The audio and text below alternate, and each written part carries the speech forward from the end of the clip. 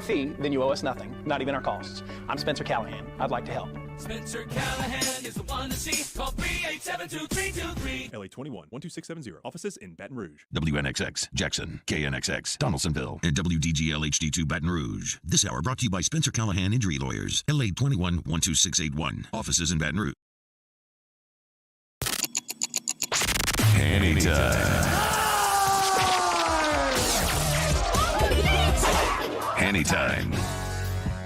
A daily look at sports from our resident historian. Your sports break during your lunch break.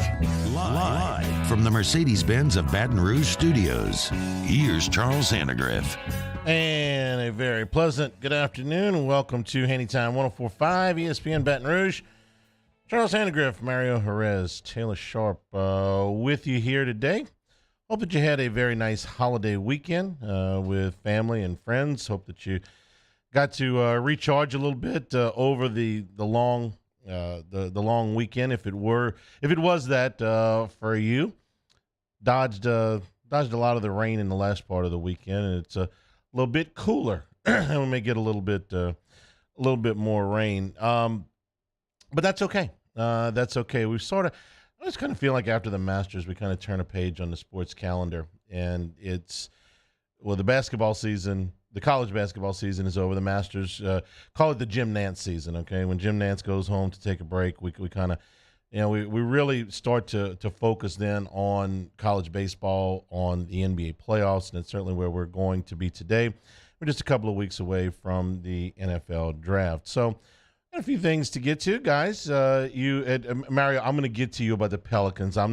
Besides the Pelicans, how was your weekend? It was great, man. Got to see family, got to eat some good food. Solid Easter. Glad. Taylor, first Easter as a married man. It was nice, busy. Yeah. 2 crawfish boils yesterday, but not complaining about that. And I didn't have to watch the Pelicans, unlike Mario, so I probably had a better Easter. Well, I certainly wanted to watch the Pelicans and be in a better frame of mind about that. But again, we'll get. I even asked you guys before we started today what order I should go in. We're going to do some LSU baseball. We're going to do some Master stuff. We're going to do obviously the Pelicans. So what order? Being the positive person that I am, I said, well, let's start with the Pelicans. That might not be the most positive approach. So there's gonna be a lot of Pelicans this week. Okay, so just we'll ease into that. Let's start with LSU baseball. The good news first. Okay, Tigers split a pair with South Carolina after losing the first game and being down 4 runs in the 8th inning of the second game to a team that is in the top 5 in the country and is off to a terrific start playing at home. Going into the 8th inning of Friday's game, which ended up being an afternoon game, there was reasonable cause for a little bit of concern. First of all, LSU had been beaten in the game against Tennessee in the final game of the series. They got thumped pretty good there. They won the game against Nichols, but didn't really get what they wanted out of it from a pitching standpoint from either Thatcher Hurd or Christian Little. And then Thursday night's game got rain delayed, which caused them to lose Paul Skeens after 3 innings. Losing Paul Skeens after 3 innings is going to be a major problem for this club if it ever happens again, and I'll explain why in a little bit, although it's pretty obvious that the guy's probably the best pitcher in the country right now, so it's easy enough, but it goes a little bit deeper than that. Then you get into Friday's game, which is moved up, and if you don't have to be a great meteorologist to know that there's a pretty good chance it's the only game that you're going to get in that day and probably for the rest of the weekend. So you are going, we use the poker term, probably all in here. And if you're down 4 runs after you go all in, you've used Ty Floyd, your next best pitcher, your next best starting pitcher, and his control was a mess. He walked 4 and hit 3. And then you go to Garrett Edwards, who has been your best reliever, and he goes out with a pretty scary-looking arm injury. And then you go to Griffin Herring, the precocious freshman who has really done a nice job for you, and you get to the 8th inning and you're still down 4 runs, this is not the great place to be. So in walks Gavin Dugas with his white horse and knight in shining armor, and hits the grand slam for you. You get a walk, a wild pitch, a walk, a single, and a grand slam, and you get home with the win because of that. You get the run in the 9th as well, obviously, with the Cade Beloso single.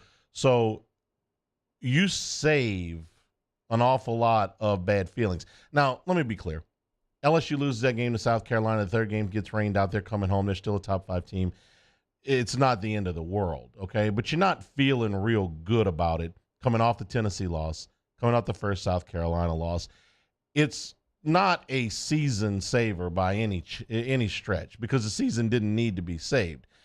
But it does a whole lot for morale when you're able to come back from down 4 runs against a team of the caliber of South Carolina, get a clutch hit from one of your leaders, and then the best news of the weekend, in my opinion, happened.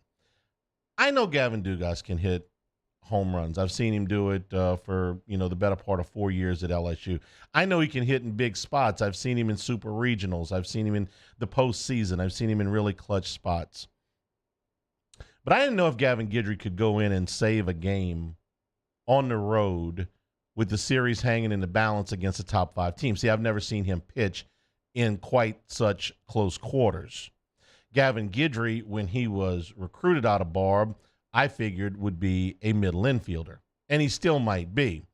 But they listed him as a pitcher as well, and I thought, well, this will be an opportunity for him to be on the middle infield, and if the opportunity presents itself for him to pitch, maybe that'll happen. If you had asked me in October what I thought the chances were of his usage, I would have said about 90% infield and 10% pitching. Well, that ratio hasn't changed, because I wouldn't pitch him 90% of the time and play him on the infield 10% of the time. I would pitch him 100% of the time now, because they need him.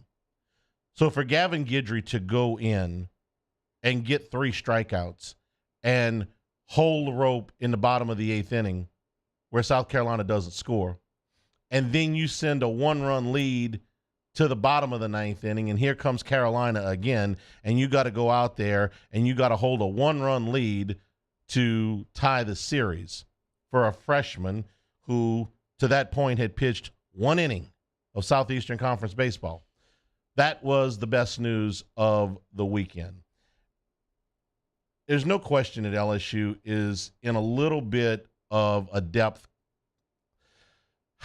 I almost said crisis, a little bit of a depth pickle at this point, because I don't want to say crisis. I don't think this is crisis at all. But they are without Chase Shores right now. And as optimistic as I want to be, there's a pretty good chance that they're going to be without Chase Shores the rest of the year. Is that going to happen? I don't know. They're still waiting on another opinion, but nothing I hear sounds great. I don't know how long they're going to be without Garrett Edwards. The report on him was much more encouraging than what I'm sure a lot of people looked at. If you're watching the game on Friday, you looked at him, you saw the nature of that injury, and you probably, if you were thinking along with what I was thinking along, went, oh, bleep, that doesn't look good. So if you are LSU and you are past Skeens on a weekend, okay, LSU's SEC ERA right now with Paul Skeens is 6.34. Without Skeens, it's 7.91. We say, yeah, you take the best pitcher out, of course the ERA is going to go up. That does it for every team. What I'm telling you is that's LSU once Skeens exits the game on Friday nights. Once you get to the 7th inning, after that, over the last 11 games now, your SEC ERA is approaching 8. You remove Shores from that as well, it goes up over 8. And if you remove Edwards from that, it goes over 9. Why am I telling you this? Because there's a decent chance that from the 8th inning on in Southeastern Conference series for the immediate future, you're going to be without those 3 pitchers.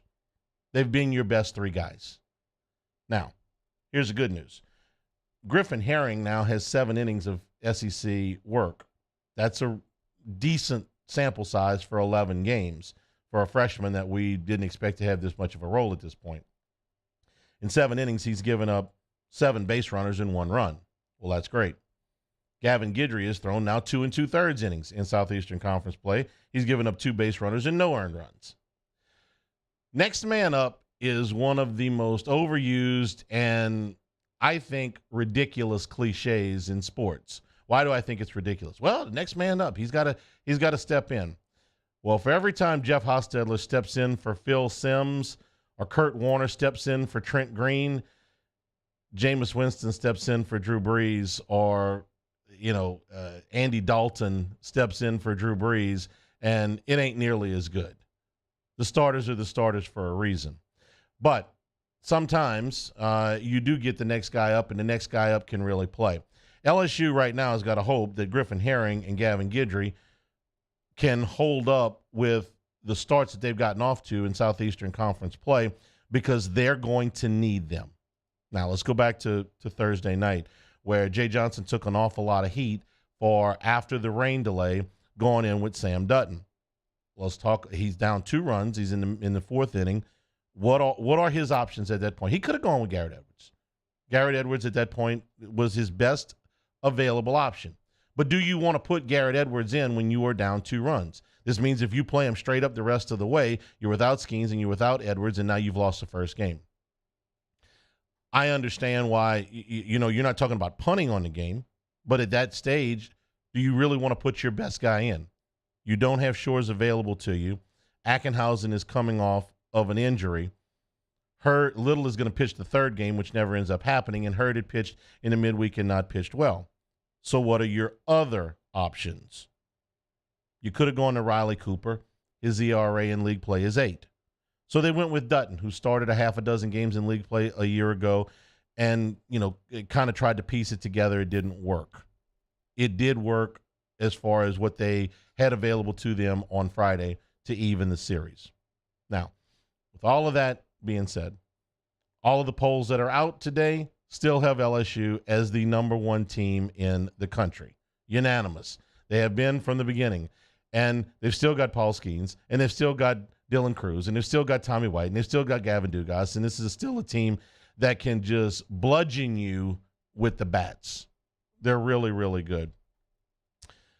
Furthermore, they have played Arkansas already and won that series. Arkansas is in first place in the SEC West by half a game because LSU has not played them yet. They have already split a series on the road at South Carolina, who is 9-2 and in second place in the SEC East. They have already won a series against Tennessee, who is 5-7 in the league, but they're 22-10 overall, and nobody is going to be surprised. We're talking about a team with a great chance to still host a regional, and a road series win against Texas A&M, who is 5-7 in the league, but also has a very high top 20 RPI. This weekend you'll play Kentucky, who is 9-3 in the league, but just lost 2 out of 3 to last place Georgia. Might be just a little bit overrated. Their RPI is number 1 in the country, but that includes a sweep against Indiana State, a sweep against Elon, who both have surprisingly high RPIs, but are not Southeastern Conference teams. I think we know that. Once you get past that, in the second half of the season, LSU does not play a team that currently has a winning record in the Southeastern Conference. So, not that it is going to be easy, but it will be lighter than the first half. You're half a game out of first place in the SEC West. You're number 1 in the country. You're number 4 in the RPI, 4 in the RPIs. Everything's okay.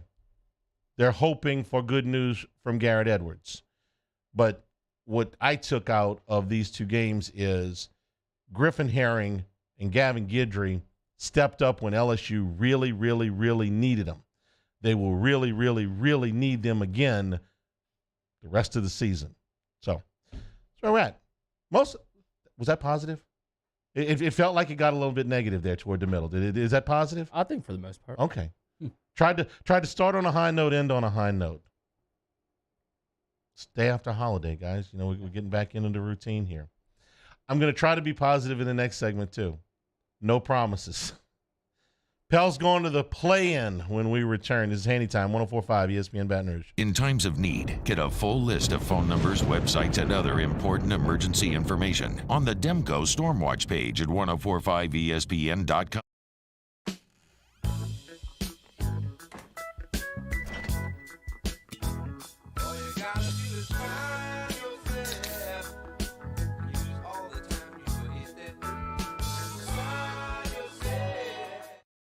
Bayou Ford has the new inventory to get you in a new Ford truck or SUV today, or customize your next vehicle just the way you want. All new Bayou Ford vehicles come with a 1 million mile powertrain warranty. The crew at Bayou Ford is going to do right by you.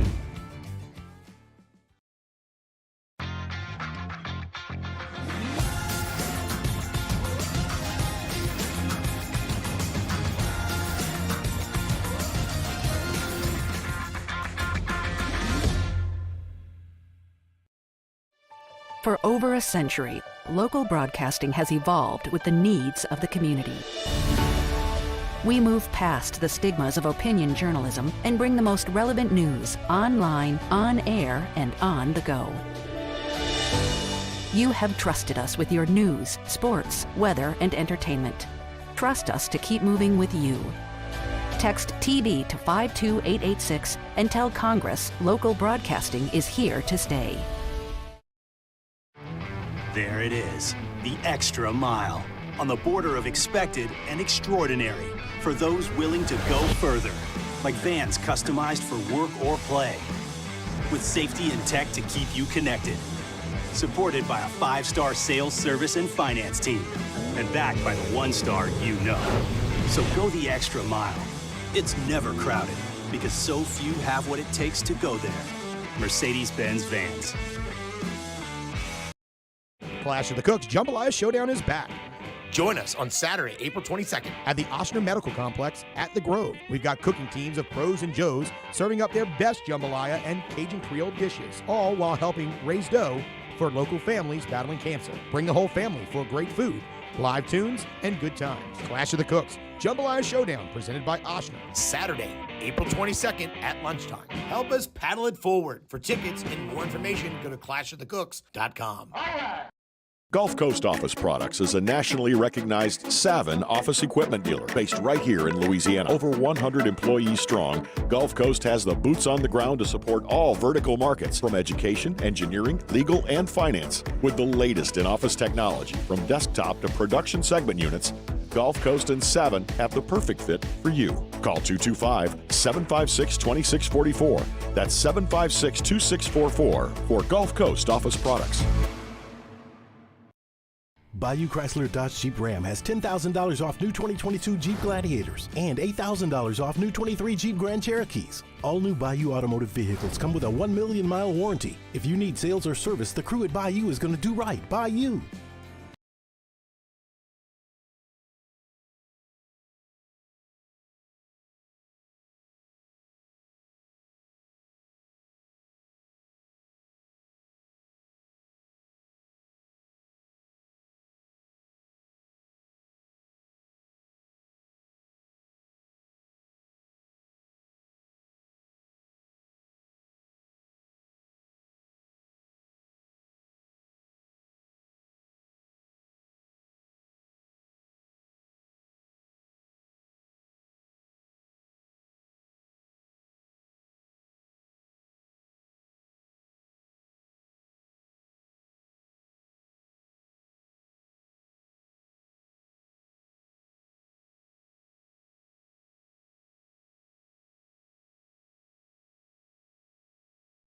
Hey, it's on. Have a wonderful holiday weekend. We're back Monday, looking back at LSU in South Carolina, as well as all the action at Augusta. Hunt Palmer Show, 1 to 3 weekdays, 104.5 ESPN, Baton Rouge.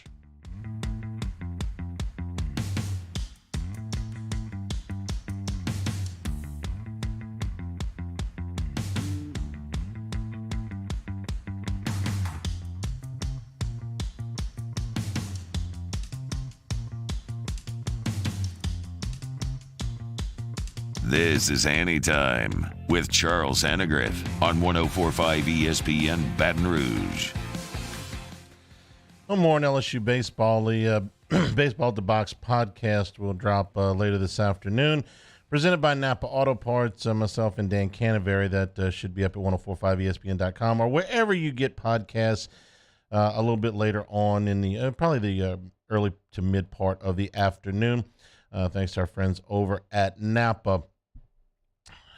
Timberwolves beat the Pelicans yesterday, 113-108. Let me see. I got a list here of disappointments from yesterday. The New Orleans Pelicans, I don't know that I've ever been as frustrated following a team, okay, because of the almost with them. I've covered winning teams and I've covered losing teams. Plenty of both, okay, in multiple sports. And when you're covering winning teams, you're talking about what it takes to become championship teams, and do you need to fill in little places here and there, you know, in some of the Saints years, some of the LSU football years, things like that, LSU baseball years. And then I followed really bad teams, you know, just teams where, look, man, this is not going to work. Some of those Saints teams, couple of LSU football teams, couple of LSU baseball teams, a lot of LSU basketball teams. And you just go, okay, you know, that's not going to work. You gotta start fresh. Not even start fresh, but you have to improve this before you can get any better. Like when I was covering the Saints, you know, we were talking about the Saints in the Jim Haslett era, and it was, okay, you can change coaches, you can go through the draft, you can go through free agency, but until you get a quarterback, you got no shot. You got no shot. When LSU football was going through the whole Curly and then the end of DiNardo, it was like, until you get a coach in here that is going to demand that they recruit at the highest level and that the administration is going to follow suit with some financial resources, you're done. They did those things. I don't feel that way about the New Orleans Pelicans. I feel like they are trying. I feel like they have a lot of the pieces in place. It's just that the pieces are never in place. You know what I'm saying? The pieces are all in the building. They're just never in place. So the season, we got a lot of week to get to when this does come to an end, whenever that is. But let me just, yesterday's game, okay? So going into yesterday, the Pels could have landed anywhere from 5 to 9. Now, 5 was a long shot, but they could have, you know, easily just win the doggone game there, 8. Forget about what anything happened anywhere else. So, Mario, yesterday in Minnesota, where the Pels have a double-digit lead in the first half and an 8-point lead going into the third quarter. What was most disappointing? That Minnesota was so discombobulated in the first half that Jaden McDaniels, one of their best defenders, one of the best on-ball defenders in the NBA, is so frustrated that he goes into the hallway and gets in a fight with the wall and loses. And he's done. I mean, this is all-time stupid thing to do because they win the game yesterday, but McDaniels is done for the playoffs.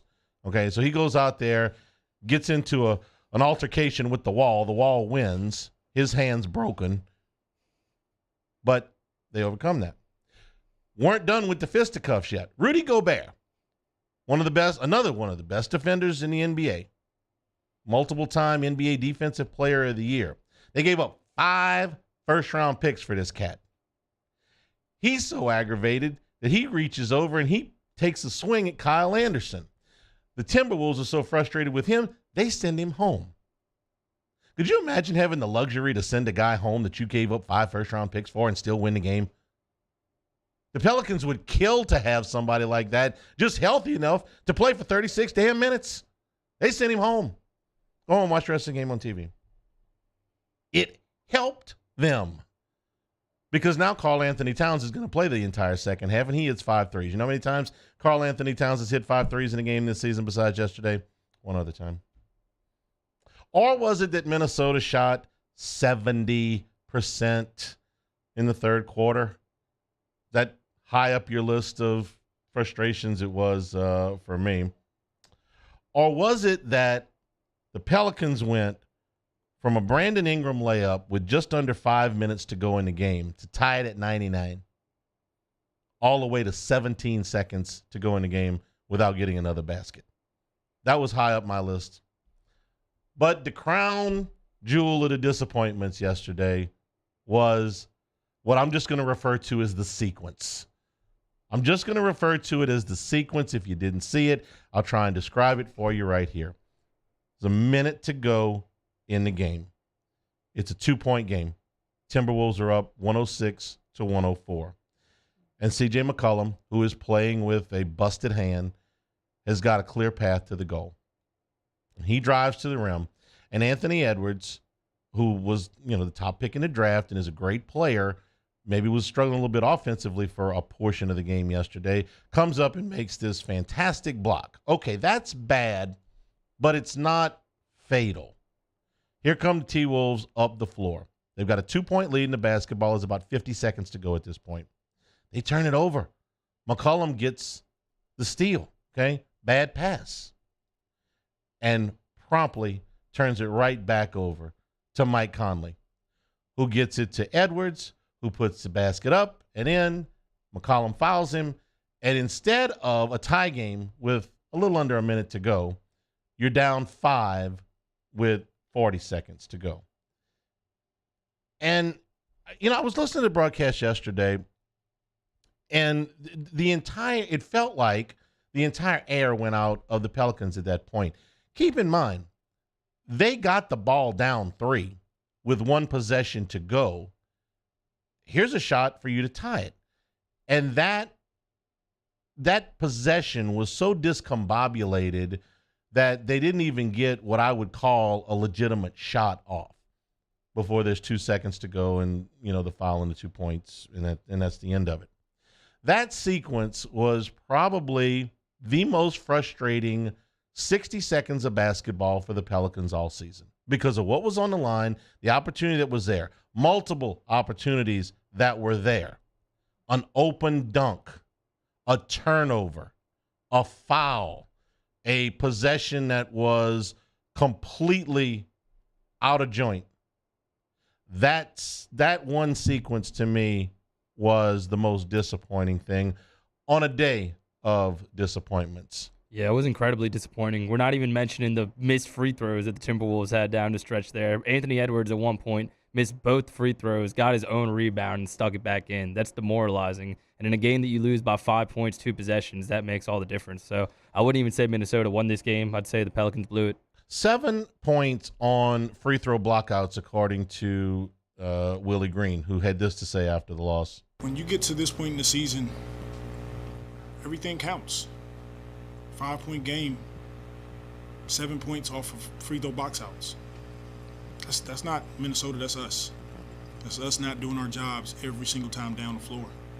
And we fought, we played, a solid game, but we didn't do enough down the stretch, and that's where we got to be better. So, yeah, I mean, it seems like some version of that pops up an awful lot. So here's what it is. The Pelicans get a home game in the play-in as the 9 seed against the Thunder. They're a 5-point favorite Wednesday night in the late game at the Blender. If they win that, they will play the loser of Minnesota or the Lakers, which is going to be the Lakers. Let me save you the time right now. Go ahead and put it in your money line parlays tomorrow night. The Lakers will win that game. They're a 6.5-point favorite. They will win that game. Will they cover the spread? I don't know. They will win that game. Promise you. What do they call them? Lock of the week, blood bank, lead pipe cinch. Lakers will win that game tomorrow night. Guarantee you. Okay. And then if you win on Wednesday, you get to go to Minnesota on Friday and try to get yourself into the playoffs against the Nuggets. Of all the things, and the Hannycast today is going to be on the Pels and some of the things that have happened through the course of the season, and where the franchise is right now. We're going to be doing a lot of that this week. I got a pretty good idea, because when you shoot 3 for 21 from 3-point range, and that doesn't make the top 5 things I was disappointed about yesterday, well, then you've got a problem, because 3 for 21 will get you beat. you have in Trey Murphy an emerging star. And I'm only bringing him up right now because his numbers for the year, now you're talking about a guy who's over 40% from three-point range and over 90% from the line. And at 22, his game is just continuing to expand. I'm very, very excited about him. But he's got to be more involved. If you're talking about the Pelicans' primary options offensively right now, he needs to be number 2 behind Brandon Ingram. Ingram was phenomenal yesterday. We've been talking about this for the entire segment now. Don't bring up that Brandon Ingram's got 42 points, outscored the Timberwolves by himself in the first quarter. And it takes the back seat because of all of the other stuff that happens. The Pelicans are in a position now where going forward this week, their options are lose and have the worst possible odds in the lottery, like a 0.5% chance at victor, or get into the playoffs by some miracle and be hopeless underdogs in a series against the Nuggets. This is the NBA's definition of no man's land. You're not bad enough to be good, and you're not good enough to be bad. I don't know what you. I think it's going to be the hardest offseason in quite a while for the Pelicans. Look, when Chris Paul wanted out, you had to deal him. You had to just get rid of him. There were years where you had to do salary purges with the Solomon Hills of the world just to make up for the sins of the past. When Anthony Davis wanted out, you just had to get rid of him, okay? But now you got legitimate questions about these guys are good enough to be really good if we could ever get them together. And then Zion, of course, which is a whole different deal. Pelicans on Wednesday, a lot more on them. But yesterday, really. What was it? Worst loss of the season? You could make a case. That one of the Rockets a few weeks ago really hurt when Jabari Smith hit the shot with 0.1 on the clock. It hurt to lose to the Magic, hurt to lose to the Jazz 3 times. Those are teams with losing records. The Dyson Daniels missed free throws against the Lakers back early in the season. That one really hurt. Speaking of Dyson Daniels, why didn't he play yesterday? He just has not been playing well. His minutes are getting cut. Richardson's taking his minutes. Well, it's not like Richardson setting the world on fire. No, he let's see. The last 2 games, 0 points against the Knicks. You're right. He had played. He played poorly against the Clippers and the Kings. He had played okay, and then the Knicks and the Grizzlies. He had played really poorly, so he doesn't get off the bench yesterday. Yeah, I think he was on pace to have a pretty good season, but that injury he suffered around the same time that Zion did took him out for a month, and I think that really messed with his rookie season. I still think he could be a really good player for the Pelicans. No, I like Dyson Daniels. I think he's going to be a very good player. You're telling me an injury derailed the Pelicans' season? Yes, Taylor's old as time. Wow. And heard. Stop me if you've heard this one before. We'll take a break. We'll be back. Masters when we come back. This is Hanny Time, 104.5 ESPN Baton Rouge. This is Hanny Time. Acura and Infiniti of Baton Rouge. Right now, offering you cash for your vehicles right off the street. Bring your vehicle into Infiniti of Baton Rouge, and it'll take them less than 15 minutes to come up with a quote for your vehicle. You can sell it to them outright for cash. You can trade it in on another vehicle, or if you just want to have the knowledge of what your vehicle is worth, there's no pressure to buy at that point. But if you get into the certified pre-owned program at Infiniti of Baton Rouge, you're going to get a vehicle that has gone through such a rigorous inspection that they'll back it up with a 100,000-mile warranty. You're going to get roadside assistance. You're going to get your first year of maintenance taken care of. A courtesy vehicle when you do bring your vehicle in to be serviced. It's a very easy buying process. We did it just about a little over a month ago. You're going to go in, a very large amount of inventory to choose from, whether it be the age, the mileage, the price, whatever those things are that are important to you. They're going to get the best combination for you, and it's going to be a transparent process. Airline Highway, Acura, and Infiniti of Baton Rouge. Our listeners fire off their opinions on the jimsfirearms.net hotline at 499-1045. Keep listening for your next chance to shoot us your thoughts with the jimsfirearms.net hotline on 1045 ESPN Baton Rouge. I drove myself to the ER, had heart surgery, and drove myself home 24 hours later, feeling fine. Starting running again after the procedure, I'm getting excited thinking about it. I had no pain, nothing. I felt great. And right then and there, I was like, oh my God, I'm back. I'm back. It's just amazing. Oshner Health. Long live you. Hey, what's up, y'all? It's that time again. It's heating up. Your boat's getting ready to come out and spend all summer on the water. It's time to take your boat to the next level with front-to-back boat service, where if you want an incredible custom speaker install, it's going to blow people away in the water, that's there for you. You want an HD sonar where you can see the fish under the water before you cast, beat all your friends, that's there for you at front-to-back boat service. So don't put it off. We got the parts in right now. Get them now before they go back on back order. Front-to-back boat service. Follow us on Twitter at 1045ESPN to cast your vote in the Citizens Bank and Trust poll of the day. Vote daily inside Off the Bench, Hanny Time, Hunt Palmer. And after further review, Citizens Bank and Trust brings you the poll of the day via Twitter at 1045ESPN. There it is, the extra mile, on the border of expected and extraordinary, for those willing to go further, like vans customized for work or play, with safety and tech to keep you connected. Supported by a 5-star sales, service, and finance team. And backed by the 1-star you know. So go the extra mile. It's never crowded, because so few have what it takes to go there.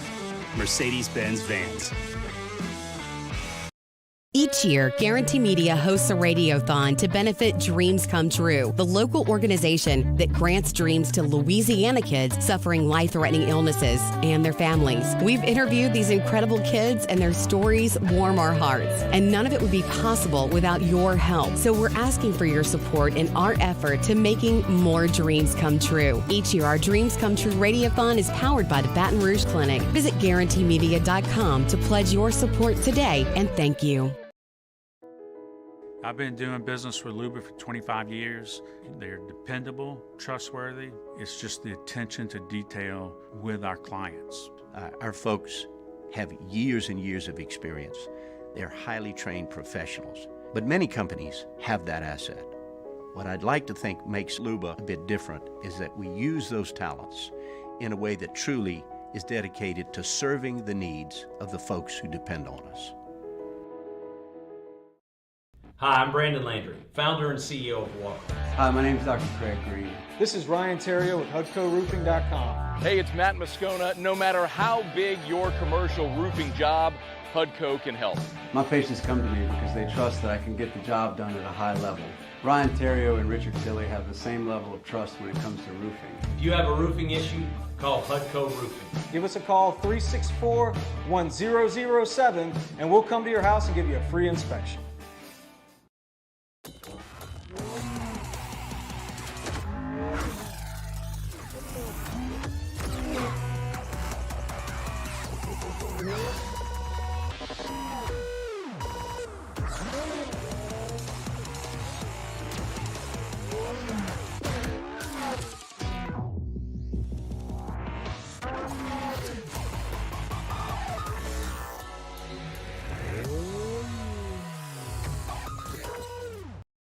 Gulf Coast Bank and Trust is giving our customers the power to bank anywhere, anytime during this challenging event. And we're right there. Matt Moscona wishing you and yours a very happy Easter weekend. We're taking the weekend off. We'll see you Monday for AFR, presented by Relief Windows, recapping the LSU baseball series at South Carolina, and we'll know the Pels' playoff destination. Join us, 104.5 ESPN Baton Rouge.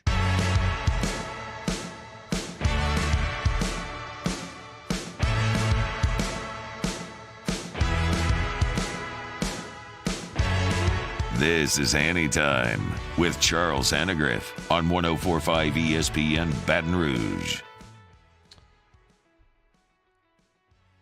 I want to say thank you for a friend of mine got me this Masters hat. I don't wear this all that often, but if you're watching along on YouTube, like, hey, Hannegriff, I got a Masters hat. Somebody bring it back. No, I've had this for a little bit now. If you know about Masters merchandise, you know a couple of things. Number one, it's not readily available. Number two, it's expensive. You can get a pimento cheese sandwich for $1.50, but for a hat, you got to fill out a financing form sometimes. Anyway, friend of mine that went to the tournament got this for me. I don't know, just on a whim. I wore it yesterday while we were watching the tournament with Bowling Crawfish. The family was together. We had the golf tournament on in the background, and I watched obviously most of it. But that's where I got the hat from. No, I still have not been to Augusta National. Yeah, it's one of those things I need to do one of these years. Jon Rahm wins the Masters. He ends up winning this thing by 4 strokes. Did you enjoy yesterday? I did because I'm a glutton for Masters golf.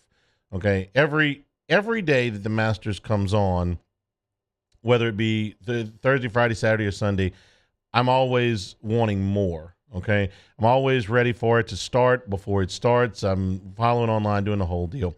So being able to get almost 2 full rounds of golf, 1.75 rounds of golf yesterday was a lot of fun. I can't tell you that I didn't feel for the players a little bit because, well, that's a haul. After the conditions had, gotten really, really tricky into Friday and Saturday, and then having to go out and go, 28, 30 holes yesterday was going to be tough. If you're an LSU fan, did you find yourself doing something yesterday that you've never done before? What would it be? If yesterday you were an LSU fan, you might have done something that you have never in your life done. I did. I can tell you. I rooted for an Aggie. Not a former Aggie. I've rooted for all kinds of former Aggies. If you leave Texas A&M and go play for a team that I'm, rooting for in the pros, well, I can root for Texas A&M all day. Rooting for, and if, we've got action on a game, that's different. I'm talking about rooting for a singular Texas A&M athlete that is a current athlete. Were you rooting at all for Sam Bennett? If you didn't at least have a little bit of appreciation and root for him, then you're just the Grinch at the beginning of the movie, okay? Because his story is just too good. Losing his father, coming in there, making a hell of a run at the Masters. And look, he shot 76 in the third round, and he comes home. He's still a top 20 finish at the Masters. And then he goes to Butler Cabin because before they put the green jacket on the winner, they get the low amateur in there to recognize him. So there's Bennett, and Jim Nantz asked him, are you playing in the Aggie Invitational tomorrow? Now, the Aggie Invitational is a golf tournament that requires you to carry your own bag. Understand that Sam Bennett, this morning before the sun came up, could have been a extremely wealthy professional, okay? I'm talking about before he finished breakfast, could have been an extremely wealthy professional. What did he decide to do, guys? He said, I'm leaning towards playing, and we got an update. Sam Bennett, who yesterday, at least at one point, was playing in one of the last half dozen groups at the Masters, was the low amateur at the Masters.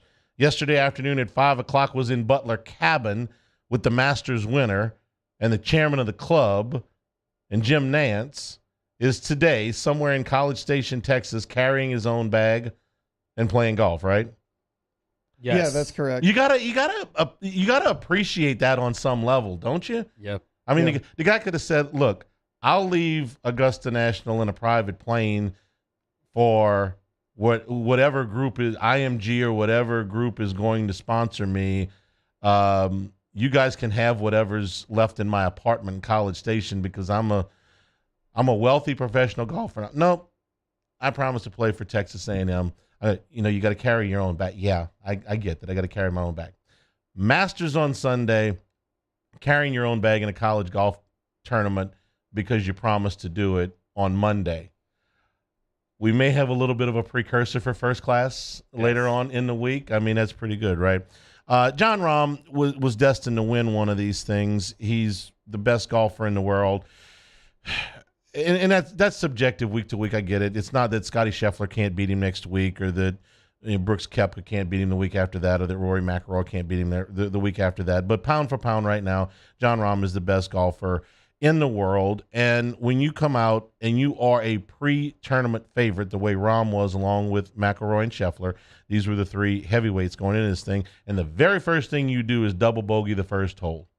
And then you come back and you win the tournament going away. You got to track down what was for a long time Friday, Saturday, and into the first part of, a Thursday, Friday, and into the first part of Sunday, a very healthy and rested-looking Brooks Koepka, and just reeled him in like nobody's business. And Rahm made shot after shot, but mostly after the opening double bogey, he just avoided the big, big mistakes. You got to be aggressive at some point at Augusta to win. You got to go for some shots. But I would say, this is not even somebody that who's ever set foot on the course, but watching on TV for years, it just seems to me that the difference between aggression and playing defense at Augusta is sometimes overblown. Like if you go out there and you're going for it every time, you're trying to hit every one of these par fives in two, you're taking some really risky shots that it might work. You might pull like, Bubba Watson out of the straw, but more than likely the course is going to get you at some point. You gotta be aggressive at certain points, and the rest of the time you got to play defense. I thought he played really good defense, and in that third round, which seemed to just eat up everybody, it ate him up a lot less than the rest of the golfers. So he's now won 2 majors, U.S. Open and the Masters. Very few golfers in their first 2 majors have won those two tournaments like that. I think there's 4 of them, and Rahm's going to win more. It will be a bigger upset if Jon Rahm doesn't win another green jacket over the course of his career than if he does. It will be a bigger upset if he doesn't win multiple more majors than if he does. He was fantastic. The other storylines, though, this tournament had a lot of other great storylines besides Rahm and Bennett. Phil Mickelson, at the oldest age to ever finish second in the Masters, comes out and shoots 65 yesterday. This is a guy that's won the tournament 3 times, and nobody likes now. Everybody used to like Phil. Nobody likes him now. He shoots 65 and finishes second. So much for the live golfers are out of shape, out of golf shape, and able to play 4 consecutive rounds. Because Koepka, I don't buy that he ran out of gas in the last round. I buy that he just didn't make some shots. Maybe if it had just been him, but Mickelson was fine. Mickelson didn't run out of gas. Reed was fine. He didn't run out of gas. He shot 68 yesterday. So the idea that the live golfers can't play this thing and still come back and compete. No, the very best guys can. For Sam Burns, I thought a good turn. I know he was disappointed with what happened there, but Sam Burns this weekend played his 5th and 6th career rounds at Augusta. It's a place where I remember the first year Rahm was there in 17, and he had gotten so much build up. He was riding a lot of emotion and just playing really well.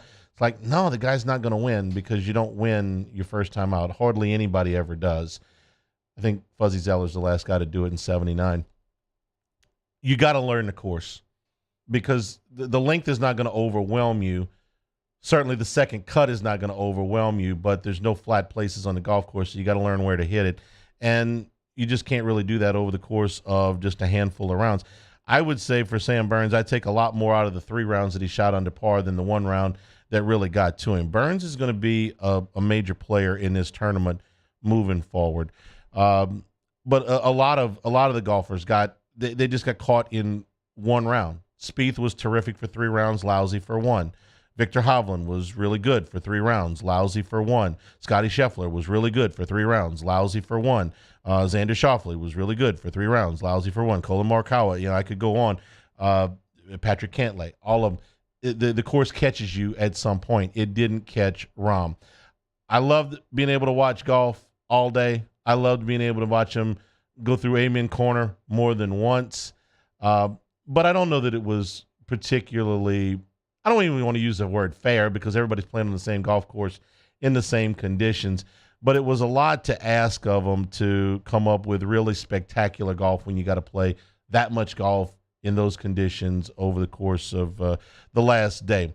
I enjoyed the Masters. I always do. I'll put my hat away until next year, but congratulations to Jon Rahm on winning the Masters. And for Sam Bennett, attaboy.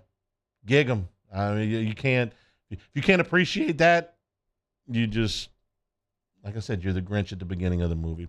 We'll take a break. We'll come back, take some of your questions, wrap things up. This is Hanny Time, 104.5 ESPN Baton Rouge. This is Hanny Time. Big Mike's in Denham Springs. Monday nights means all-you-can-eat ball shrimp starting at 5 o'clock all the way until close. For Big Mike's, it's ball, crawfish every day, 7 days a week, starting at 11 a.m. So ball shrimp, ball crawfish, take your pick today at Big Mike's. Happy hour drink prices Monday through Friday from 3 until 7. And then on Sundays, they start happy hour at 11 a.m.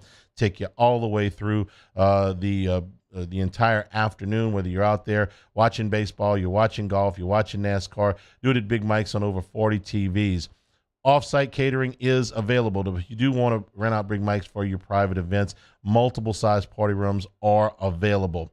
On Aspen Boulevard with the Denham Springs Hall of Fame right in the front of the restaurant. At Big Mike's, we're kind of a big deal. In times of need, get a full list of phone numbers, websites, and other important emergency information on the Demco Stormwatch page at 1045ESPN.com.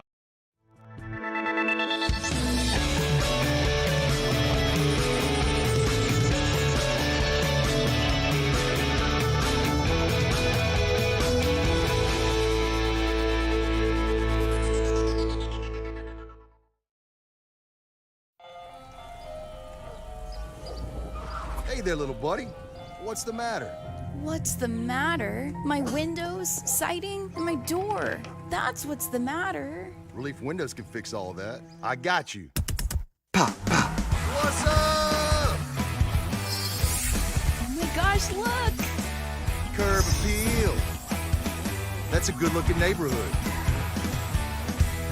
ReliefWindows.com. All right, let's say ah.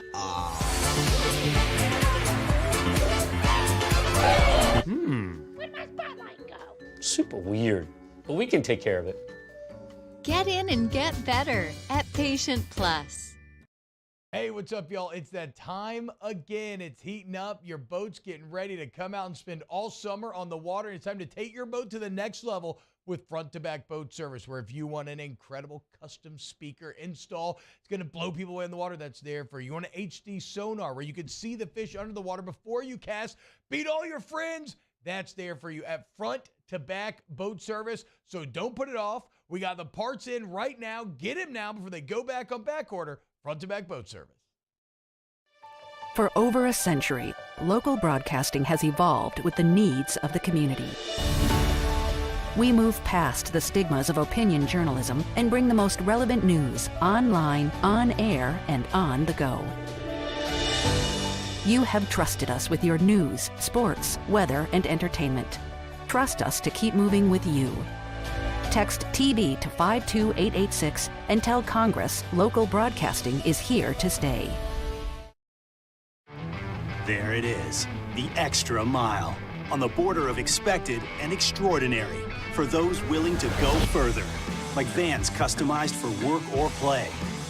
With safety and tech to keep you connected. Supported by a 5-star sales, service, and finance team. And backed by the 1-star you know.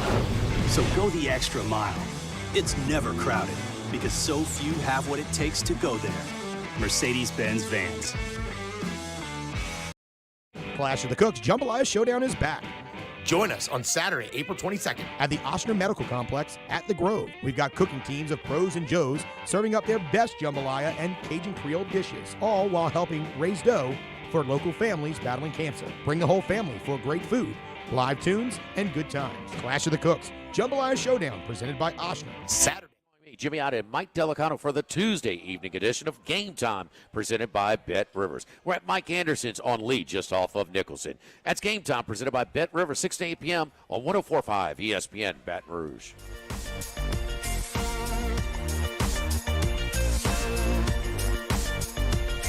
.104.5 ESPN Baton Rouge and the Baton Rouge Clinic. bringing you the Dreams Come True Radiothon. Dreams Come True is an organization designed to help grant dreams for children with life-threatening illnesses and their families. The Dreams Come True Radiothon is presented today by the Baton Rouge Men's Clinic, Patient Plus, and Louisiana Federal Land Bank.